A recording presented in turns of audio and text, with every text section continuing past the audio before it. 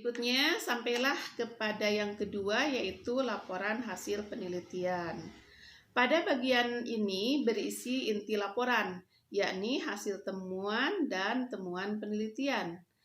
Mengingat pokok bahasan ini menjadi inti penulisan laporan, maka pemaparan pada bagian ini harus lengkap dan komprehensif.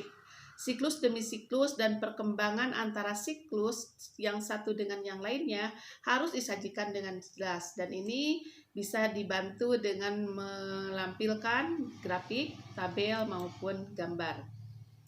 Dalam laporan ini, maka Bapak Ibu harus melaporkan secara komprehensif dari mulai bagaimana perencanaannya, bagaimana pelaksanaannya, bagaimana observasinya, dan bagaimana juga refleksinya. Yang pertama, untuk perencanaannya, laporan perencanaannya. Pada bagian ini, laporannya harus berdasarkan atau sesuai dengan identifikasi masalah yang dilakukan pada tahap PTK atau rumusan masalah pada bab 1. Nah, pada bagian ini harus dituliskan semua yang mencakup langkah tindakan perencanaan secara rinci. Segala keperluan yang dibutuhkan pada pelaksanaan PTK, mulai dari materi atau bahan ajar, rencana pelaksanaan pembelajaran, yang di dalamnya ada metode, ada teknik, kemudian ada rencana penilaian, itu harus dilaporkan dan juga nanti harus dilampirkan dengan harus dilampirkan dengan instrumennya. Jadi dalam bab ini Bapak Ibu pertama yang harus dilakukan adalah menjelaskan persiapan apa saja yang sudah dilakukan untuk penelitian, dituliskan semuanya di sini. Kemudian yang kedua, apabila Bapak Ibu menggunakan alat peraga dalam tindakannya, maka harus dijelaskan secara detail.